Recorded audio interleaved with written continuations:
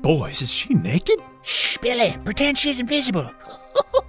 The movie opens with our protagonist, Holly, narrating about her life as an invisible girl, someone who cannot be seen or heard, but is not a ghost either. In a flashback, she talks about her pretty older sister, Vanessa, and her smart younger brother, Troy, and how being in the middle makes her feel ordinary and invisible. But Holly has her mother, Victoria, who encourages her, loves her, and listens to her. Tragically, Holly's mother passed away when she was still a child, and with this, everything changed. After Victoria's death, Holly begins to feel like she's fading away. She is shattered, and the world around her begins to crumble. To Holly's dismay, her own family seems to overlook her, with her father, Paul, forgetting to ask about her day, even after asking her siblings, and even her teacher, ignoring her raised hand in school. At first, Holly feels devastated that everyone is ignoring her, but later, she shockingly gets to know that she is fading away. By the end of the summer, Holly learns that she has become totally invisible. In fact, she doesn't even show up in pictures. As the years go by, Holly learns to adapt to her newfound invisibility. Now, she rents an apartment in a building that caters to corporate rentals where anonymity is the norm. She has put up a sign instructing the delivery men to leave her orders outside her door without needing to talk to them. All of their payments are done from underneath the door, slipping the money in cash. Holly has also landed a job as a paparazzo, exploiting her invisibility to sneak into VIP areas and capture scandalous photos of celebrities. Despite being invisible, Holly enjoys visiting her family and looking over their lives. I wonder how long it will take for this story to become perverted. Later, we learn that her younger brother Troy still resides in the same old house, but has moved to the basement to pursue his passion for visual arts. Meanwhile, her sister Vanessa has gotten married, and their dad Paul is now working in real estate. The two siblings, along with their father, continue their tradition of meeting every Friday for dinner, and Holly also shows up, although she doesn't stay for long, as it's a rather gloomy affair for her. While there are certain perks to being invisible, like having the freedom to explore anywhere and see everything without any worries about social norms or dress codes, the worst part is not being a part of anything. One evening, while keeping an eye on a couple, Holly is shockingly noticed by a bouncer. He catches her taking pictures of the couple and throws her out of the club. Holly is thrilled to finally meet someone who can see her and has countless questions for him. However, the bouncer ignores her and returns to the club. Yeah, I've heard it all before. Move along, Toots. For some reason, he is the only one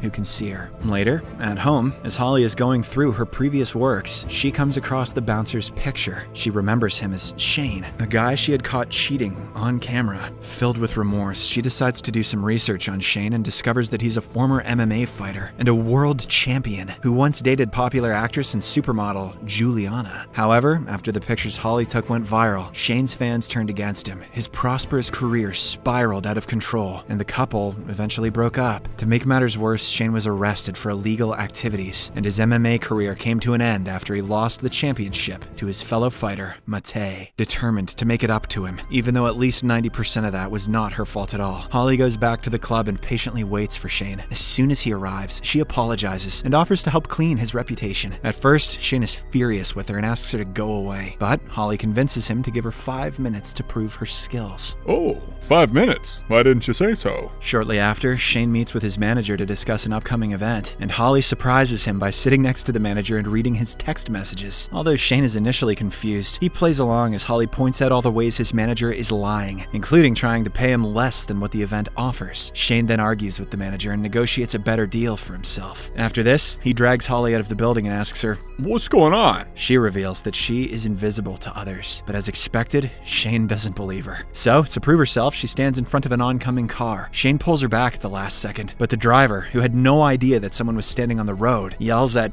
him. This finally convinces Shane that Holly is actually invisible to others. She could have proven that in so many less dangerous ways. With the days passing by, the two become close, as he is the only person who can see and talk to her. Though uncertain of what to do, Holly takes the initiative and suggests that they might be connected and able to help each other. Shane agrees and invites her to his apartment to discuss their situation further. If you know what I mean. The next morning, Holly arrives at Shane's apartment and meets his three-legged dog, who cannot see her. As they settle in, Holly shares her theory that she wasn't always invisible, and Shane wasn't always unpopular. She believes that by helping him, she may regain her visibility and ease both of their lives. In turn, Shane opens up about his life story, sharing how he was kicked out by his stepfather as a teenager and discovered his passion for fighting while defending himself from bullies. Here, we get to know that though he no longer fights professionally, Shane still competes in small, underground tournaments. Later, Holly attends one of the fights, but is horrified by the violence and Shane's meager meager earnings of only $300 for such immense risk. So she suggests that he fight in big tournaments and earn more money. I didn't think of that. However, Shane mentions that nobody important wants to fight him because he is unpopular and doesn't sell enough tickets. Holly feels bad for him and promises to help him get bigger matches. She then asks for a list of the most popular fighters and begins researching them. Later, we see Holly at her apartment, delving deeper into the fighting scene. After searching for a while, she discovers that a top fighter, Suarez, has been accused of using steroids. Holly decides to use this scandal to her benefit. Later, she sneaks into Suarez's house, takes a photo of his pill bottle, and uses it to blackmail him. Afterward, she drops by Shane's apartment and shares her success in arranging the fight. Right then, his manager also calls with the news that Suarez has accepted to fight Shane in 6 weeks. This sets the stage for a thrilling and potentially life-changing match for both Shane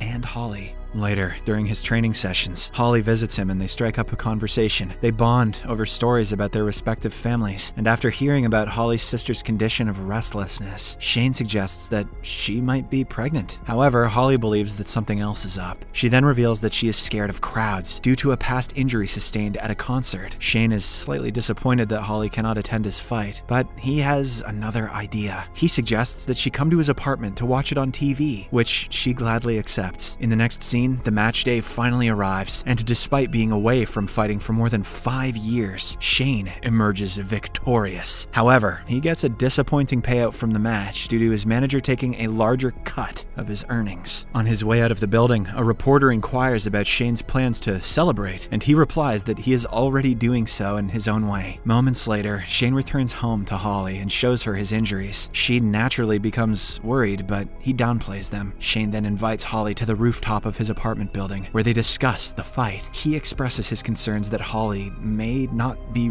real, as fighters like him often hallucinate due to injuries. Don't be silly, where do you think the pictures came from? Oh yeah. However, he also clarifies that he wants her to be real, and proves it by kissing her. Right then, the reporter from earlier appears behind them and snaps a photo of the kiss. Shane notices him and tries to capture him, but the reporter manages to get away. The next morning, Holly is surprised to see herself in a tabloid photo with Shane, labeled as the Shadow Girl. Apparently, the reporter edited the image by inserting a silhouette of a woman in there, as he couldn't see anything. In the next scene, we see Shane at a press conference with his next opponent, Bones. We learn that Shane has parted ways with his manager, and when he is asked about the Shadow Girl, assumed to be Juliana, he says, No comment. After the conference, Holly follows Bones to his car and sends him some texts to let him know that she has evidence of him spending the night with a minor. To keep her silence, Bones reluctantly agrees to lose the fight against Shane. It is obvious that Holly is not only arranging the fights for Shane, but also fixing them without his knowledge. On the day of the fight, Shane easily beats Bones, elevating his status as a prominent fighter even more. However, Holly is not done yet. She invents a rumor that Matei has accepted the rematch against Shane, and in no time, several news tabloids publish this story. Later, Holly sneaks into Matei's house to find some dirt on him, but unfortunately, she comes up empty-handed. After this, Holly visits her sister and discovers that she is pregnant, but for some reason, she doesn't want to tell her husband about it. The following day, Holly is sent to a bar to take pictures of Juliana, who's seen flirting with a guy. To her shock, the guy is revealed to be none other than Shane. Furious, Holly yells at him before storming out of the building. Shane goes after her to explain, but she refuses to listen to him. When nothing works, Shane defends himself by saying that he wants to be with someone real. In response, Holly also reveals that she has been fixing his fights. Hearing this, Shane becomes angry and shouts at her to go away. One evening at her apartment, while Holly is busy drinking, Shane surprises her with a visit. He feels the need to confess something to her. To Holly's surprise, Shane reveals that the pictures she took of him cheating on Juliana were not the sole reason for their breakup or his defeat in the fight. No shit. He admits to becoming complacent when his career took off, and that both he and Juliana were unfaithful to each other. When the relationship fell apart due to the photographs, Shane couldn't cope with this situation. Listening to this, Holly realizes that it was never her fault. She just got involved at an unfortunate time. She then tries to kiss him, but Shane backs off. This enrages Holly, and so she kicks him out of her apartment, breaking her late mother's kaleidoscope in the process. Not the kaleidoscope.